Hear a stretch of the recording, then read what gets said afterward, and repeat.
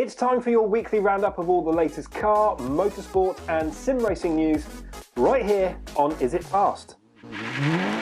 This week we talk about a brand new Porsche, the Golf GTI Mark 9 has run around a racetrack, and we talk about this weekend's upcoming sim racing. Porsche have announced that they are adding a Targa range to the 992 lineup.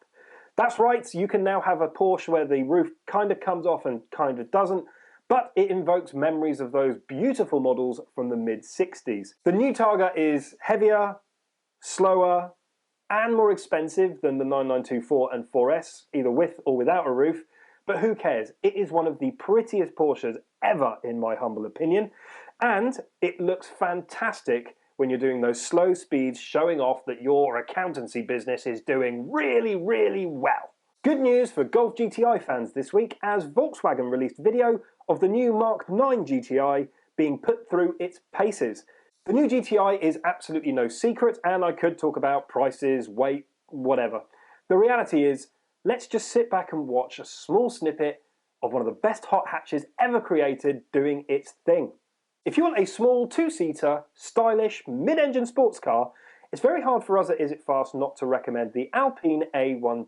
Apparently Renault are on the lookout to save €2 billion, and that means closing factories, one of which would include the factory at Dieppe that makes the cute little Alpine A110. Now, admittedly, as much as we love the Alpine A110 here on Is It Fast, it's hard to explain away that it's not doing that well when it apparently only sold 61 models throughout Europe in the first quarter of this year. If you're listening, Renault, we love the Alpine. Please, please do not kill it off. Motorsport news now, and it wouldn't be a weekly report on Is It Fast without something coming out of Extreme E, and this week is no different. They've announced Australian rally champion Molly Taylor will be joining the grid from 2021. Molly is the first and only female to win honours in Australian domestic rallying, and she will be joining the lineup when Extreme E starts in January 2021. The TCR Championship is coming back as they announced this week their rescheduled calendar for 2020.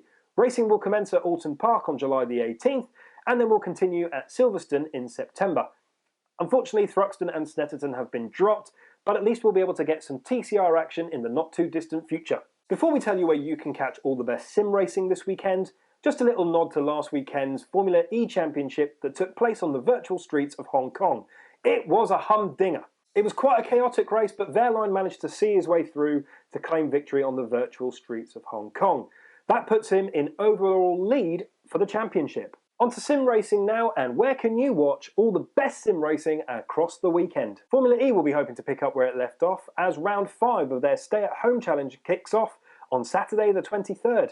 You can watch it live on the Formula E YouTube channel. Racing comes to Spa this weekend as round 2 of the SRO Esports GT World Championship, easy for you to say, comes to the Belgian racetrack. You can watch that live on the GT World YouTube channel. But the biggest race of this weekend comes in the form of the virtual Grand Prix of Monaco. F1 stars such as Bottas and Ocon will be taken to the virtual streets of Monaco this weekend, alongside special guest stars such as Arsenal striker Pierre-Emerick Aubameyang. Make sure you watch the entire race live on the Formula 1 YouTube channel. That was your weekly roundup of all the latest car, motorsport and sim racing news.